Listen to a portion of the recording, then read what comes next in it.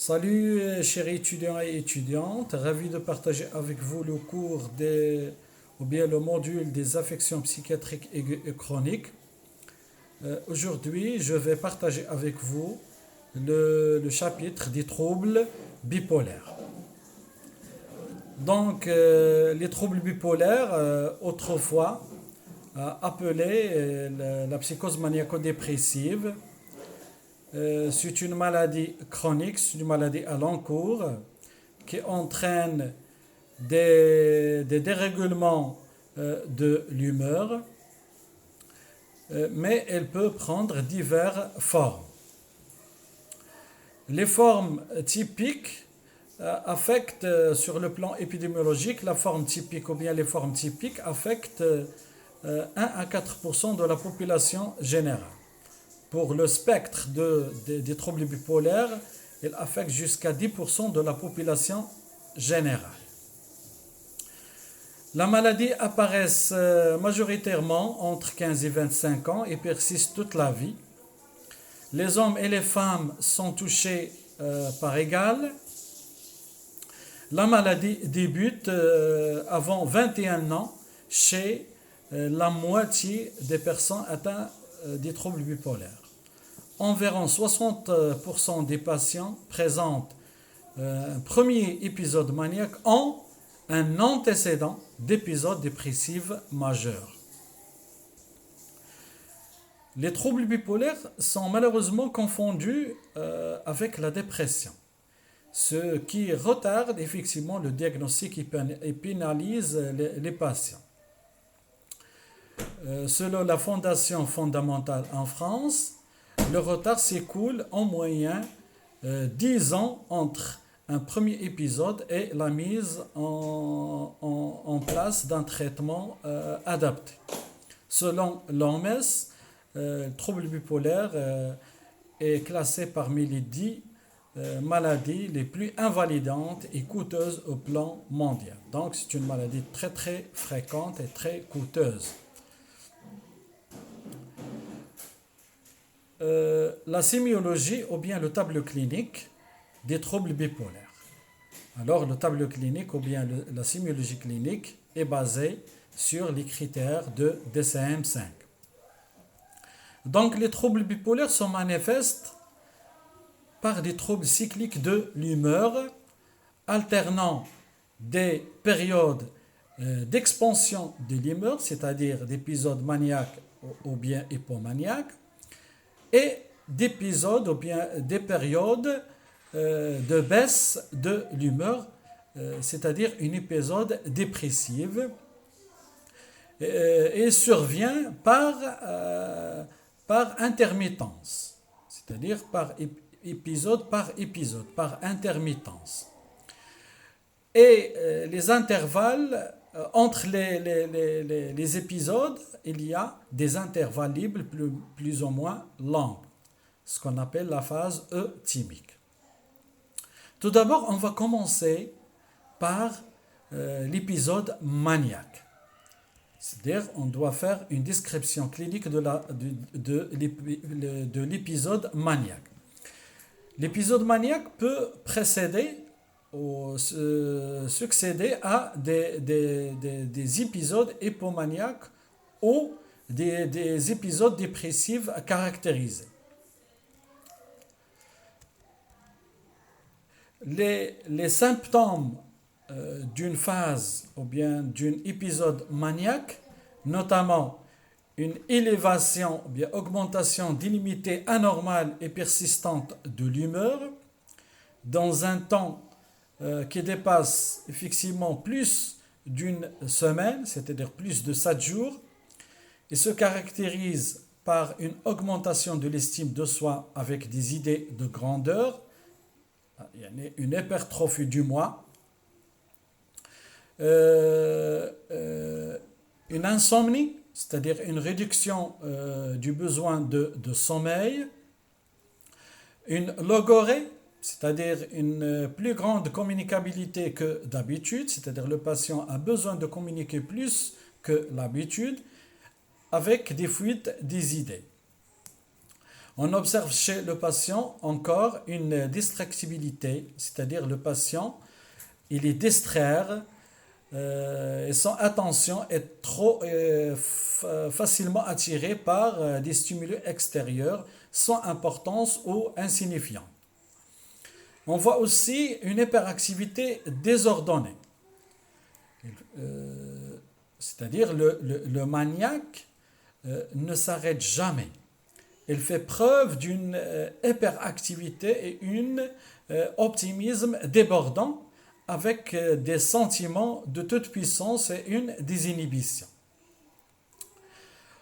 On observe encore un engagement excessif dans des activités à potentiel élevé, de conséquences dommageables, notamment des achats inconsidérés. Le patient il achète des choses ou bien des produits sans besoin, c'est-à-dire des achats inconsidérés, ou bien il fait des conduites sexuelles, c'est-à-dire des relations sexuelles inconséquentes, ou bien des investissements commerciaux désorganisés ou bien déraisonnables.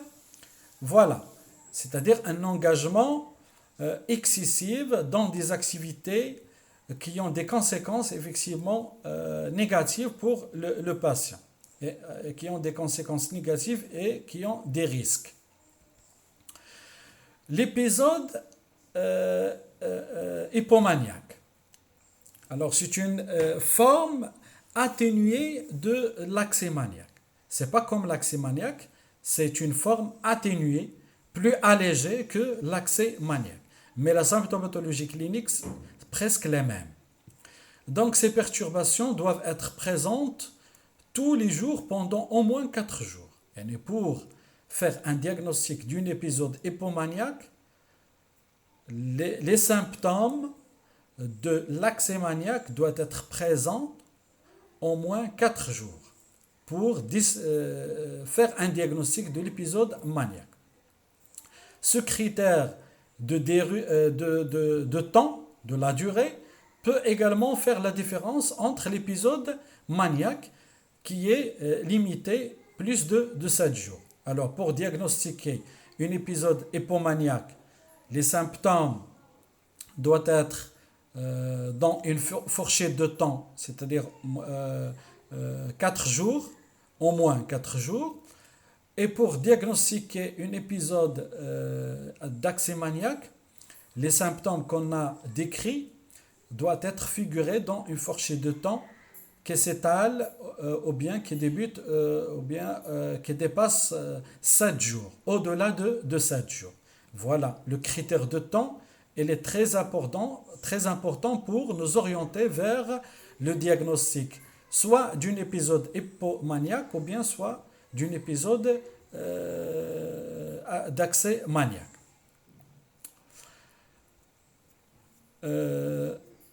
Maintenant, l'épisode dépressif caractérisé. Alors, pour distinguer un épisode dépressif, au moins 5 symptômes doivent être figurés et doivent être présents pendant une période d'une durée de 2 semaines. Le critère de temps en psychiatrie, c'est un critère important. Pour mettre en place un diagnostic d'un épisode dépressif caractérisé, c'est-à-dire 5 symptômes doivent être présents dans une période plus de 15 jours, c'est-à-dire plus de 2 semaines. Alors, dans ce cas, on peut dire qu'il s'agit d'un épisode dépressif caractérisé. Donc, les symptômes de la phase dépressive sont notamment se traduisent par une profonde tristesse et désespoir qui se traduit par un manque d'envie et de plaisir. L'humeur est tellement dépressive plutôt, présente quasiment toute la journée ou presque tous les jours, soit signalée par la personne, par le patient, ou bien observée par d'autrui. Par exemple, le conjoint ou bien les enfants s'il est marié, ou bien les frères, ou bien les proches du patient. On observe chez le patient une perte d'intérêt ou du plaisir et de motivation, c'est-à-dire le patient n'a pas d'intérêt à la vie, il ne ressent pas le plaisir de n'importe quelle activité et il est démotivé. On observe encore une modification du poids corporel, soit par la prise du poids, soit par perte du poids. C'est-à-dire, il y a une modification du poids corporel, sachant que le patient ne doit pas être sous régime. On observe encore une diminution ou bien augmentation de l'appétit, c'est-à-dire le besoin de l'alimentation, soit par restriction, soit par augmentation. Toujours dans l'épisode dépressif caractérisé, chez le patient souffre des troubles de sommeil, soit par une insomnie, soit par une hypersomnie, avec une agitation ou bien un ralentissement psychomoteur accompagné de fatigue et perte d'énergie et qui se traduit également par des sentiments de dévalorisation ou de culpabilité. Ces sentiments de dévalorisation et de culpabilité peuvent être un délire. Attention. On peut observer encore chez le patient déprimé, ou bien dans l'épisode dépressif, une diminution de l'aptitude de penser et de concentrer, ou bien de prendre des décisions. C'est très important. Ainsi qu'un repli sur soi, qui conduit le patient à un risque suicidaire.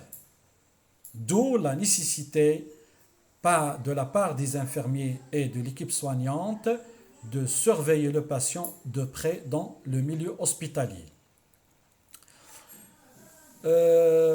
Tous les symptômes qu'on a décrits de l'épisode dépressif caractérisé induisent une détresse cliniquement significative ou une altération du fonctionnement social, fonctionnement conjugal, fonctionnement relationnel ou bien fonctionnement professionnel.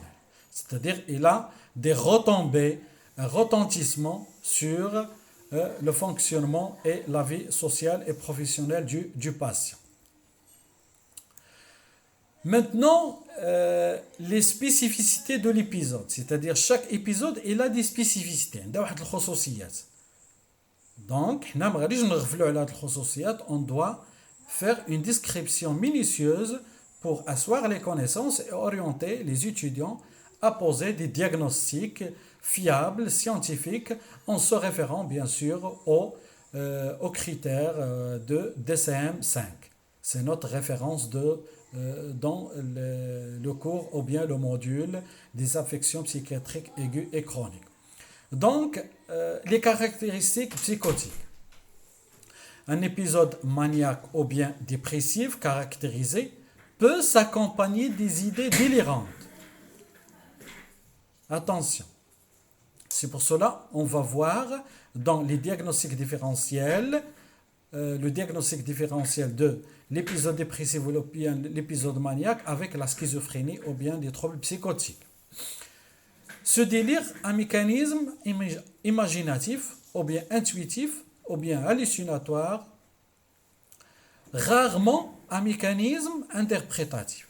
Les thèmes de délire, les thèmes et souvent des thèmes mégalomaniaques, mystico-religieux, érotomaniaques parfois, de persécution parfois, ou bien de revendication. Ces délires sont systématisés mais peu organisés. Voilà la spécificité des caractères psychotiques, soit d'épisode maniaque ou bien d'épisode dépressif. Les caractéristiques mixtes. Les symptômes dépressifs peuvent apparaître au cours d'un épisode maniaque et durant lequel, c'est-à-dire il dure quelques moments ou bien quelques heures, plus rarement quelques jours. C'est-à-dire, dans l'épisode maniaque, on peut voir des symptômes dépressifs qui peuvent durer quelques moments à quelques heures. On parle alors d'un épisode maniaque ou bien hypomaniaque caractérisé mixte. Au contraire, des symptômes maniaques peuvent apparaître au cours d'un épisode dépressif. On parle alors d'épisodes dépressifs caractérisés à caractéristiques mixtes. C'est très important. Donc, il est absolument, pour les étudiants, il est obligatoire et indispensable d'identifier cette caractéristique. Pourquoi ? Car elle s'associe à un risque très augmenté de suicide. C'est très important. Le caractère saisonnier. Ce que devez savoir, c'est que les épisodes dépressifs, ils peuvent survenir dans les saisons, quelle que soit la polarité de l'épisode, soit maniaque, ou la dépressive, ou la hypomaniaque. Il survient la plupart du temps en automne ou bien en hiver. Voilà les caractères ou bien le caractère saisonnier. Le cycle rapide, c'est-à-dire la présence sur les 12 derniers mois d'au moins 4 épisodes de l'humeur, toutes polarités confondues, soit maniaque ou bien hypomaniaque ou bien dépressif. C'est très important. Maintenant, les diagnostics différentiels. Alors, les troubles bipolaires, il a des diagnostics différentiels avec d'autres pathologies dans le domaine médical et dans le domaine psychiatrique. Les diagnostics différentiels avec les maladies médicales sont la neurologie, les maladies neurologiques telles que les AVC, les tumeurs cérébrales, la sclérose en plaques. Alors, ce sont des diagnostics différentiels avec les épisodes ou bien les troubles bipolaires. Les maladies ou bien les troubles endocriniens tels que l'hypothyroïdie. L'hypothyroïdie se caractérise par des phases dépressives. Voilà, c'est un diagnostic différentiel entre l'épisode dépressif des troubles bipolaires. Des troubles métaboliques, notamment l'hypoglycémie, avec quelques médicaments. Certains médicaments, parmi ces effets secondaires, notamment les médicaments, les interférents, les oniazides et les corticoïdes ont des effets secondaires tels que la dépression. Voilà. Des diagnostics différentiels avec l'abus des substances toxiques, notamment les substances psychoactives, soit le hashish, ou bien le cannabis, ou bien l'héroïne, ou bien d'autres substances psychoactives qui donnent une exaltation de l'humeur. Maintenant, les diagnostics différentiels psychiatriques du trouble bipolaire, notamment avec les troubles dépressifs récurrents, c'est-à-dire les troubles dépressifs unipolaires, troubles de personnalité, notamment les troubles de personnalité borderline ou bien personnalité limite, TDAH, troubles déficit de l'attention et de l'hyperactivité, avec la schizophrénie, avec les troubles anxieux, notamment les troubles obsessionnels compulsifs, les troubles phobiques, phobie sociale, stress post-traumatique et autres. Voilà les diagnostics différentiels des troubles bipolaires avec d'autres maladies en psychiatrie ou bien en dehors de la psychiatrie. La prise en charge. toujours l'hospitalisation. L'hospitalisation en urgence, c'est-à-dire dans un milieu psychiatrique fermé. La chimiothérapie est à base des tumorgulateurs. Le lithium et les autres médicaments tumorgulateurs ou bien les anticonvulsivants. Traitement, le médecin peut ajouter un traitement symptomatique sédatif possible tel que les benzodiazépines. Pourquoi?